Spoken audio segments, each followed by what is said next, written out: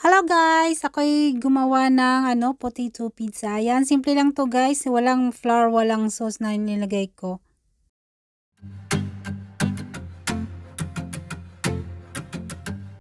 Hi! Ako'y gagawa ngayon ng potato pizza. Ayan guys, wala tong flour na gagamitin. Walang sauce. Ayan, ito lang yung mga sangkap na ilalagay ko dito. Meron ako ditong eggs, onion, potatoes, salt and pepper. Ayan, meron din akong bacon. Meron din ako ditong dalawang klaseng cheese. Ayan guys, binalatan ko muna yung potato at i-slice natin siya. Ayan guys, hugasan natin ng mabuti guys yung patatas ha. Ayan. Ayan, samahan niyo muna ako. Gagawa muna tayo ng simpleng merienda ngayong hapon. Ayan. Nakahugas na tayo ng potato.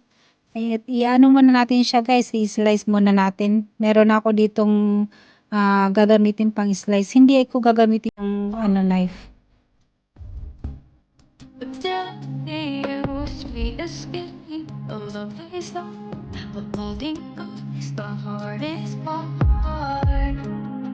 Swimming in its deep love.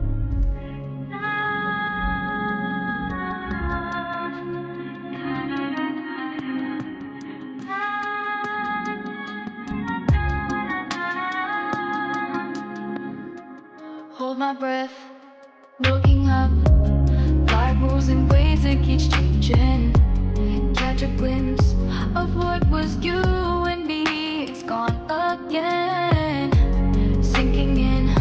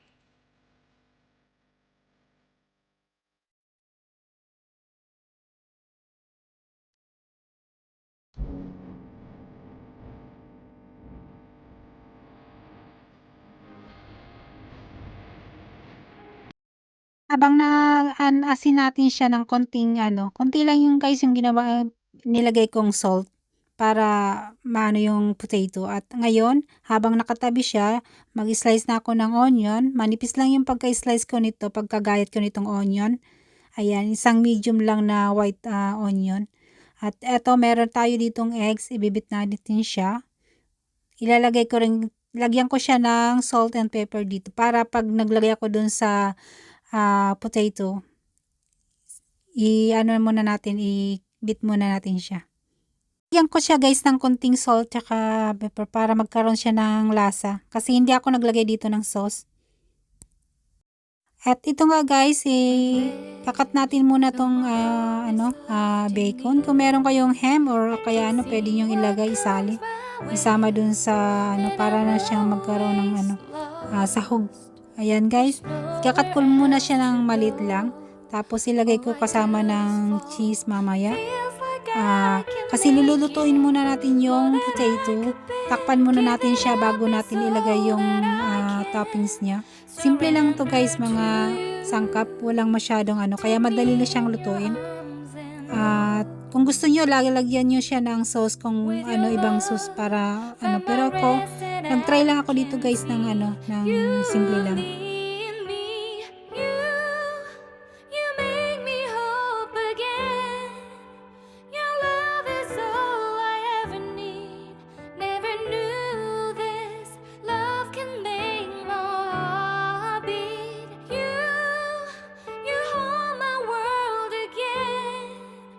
guys, ito na yung mga sangkap natin. Naka-ready na tayo ng ito na, gagawin din na natin.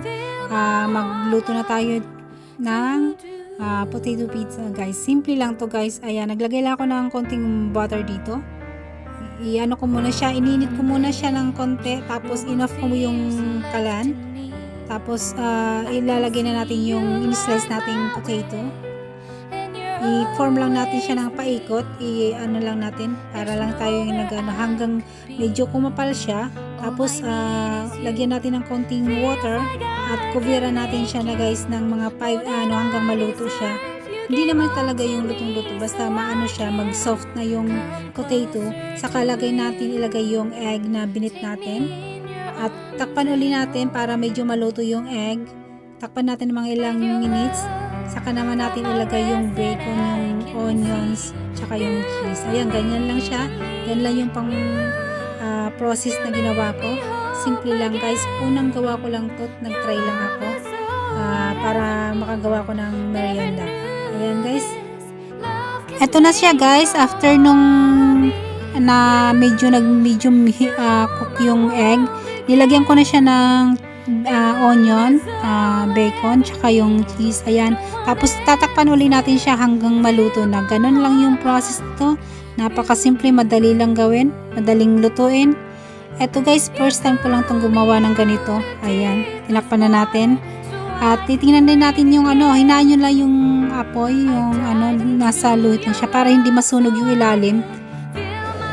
Ayan guys, medyo siya. Ayan, tapos na. Unang ko lang gawa to. Magta-try uli ako ng second. Ayan guys, hindi siya wala akong ginamit na flour tsaka na sauce dito. Ganun lang siya. I-trinay ko lang talaga kung paano magluto ng potato simple pizza. Ayan.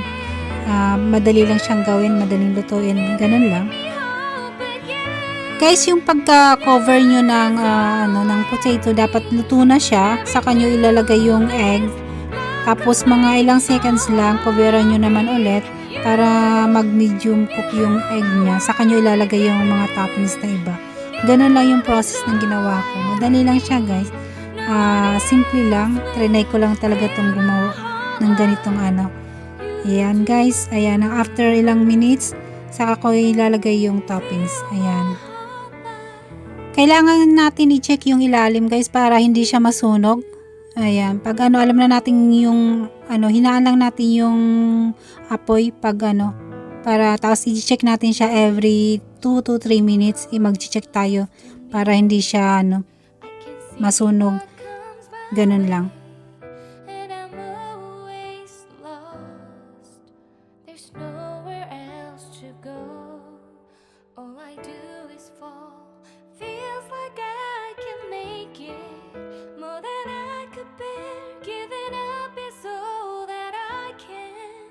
Surrender to you.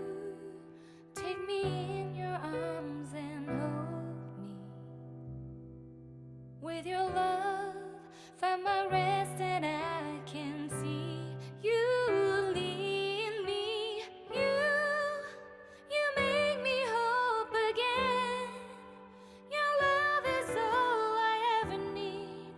Never knew this love can make my heart beat.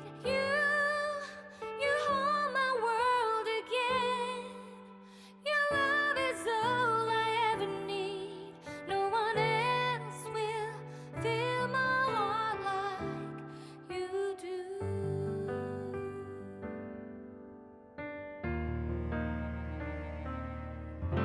And there's no more fears left in me. I can see you light my way, and you're always near. There's nowhere I could be. All I need is you. Feels like I can make it more than I deserve. You gave all to me so I can come closer to you. Take me in your arms and hold me. With your love, find my rest and I can see you lead me. You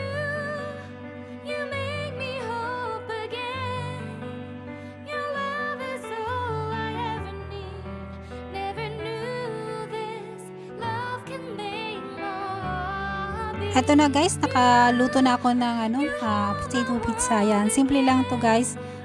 Wala tong flour, walang sauce. O yan, pwede kayong magluto kahit nasa fry pan.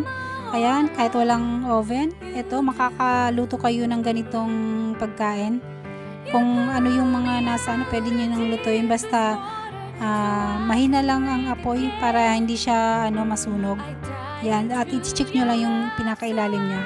Titingnan nyo lang siya every 2 to 3 minutes ganon. At eto na guys, nakaluto na tayo. Yan. Masarap siyang kainin pag yung mainit pa talaga kasi soft at pa siya. Hello guys, ito na yung naluto nating potato. Simple lang po pag luto nitong potato pizza. Yan guys. Ayan, tayo magmerienda na. Yan, nakaluto na tayo. Hindi naman to masyadong maganda ang pagkagawa ko kasi unang gawa ko pa lang to guys. Nag-try lang ako. Ayan. Tayo na guys mag-merienda. Ayan, nakaluto na ako ng ganitong simple lang. Maraming salamat guys sa lahat ng pag-subscribe nyo sa aking channel. Thank you din sa lahat ng mga panonood nyo. Salamat din sa mga suporta sa lahat ng mga team. Ayan.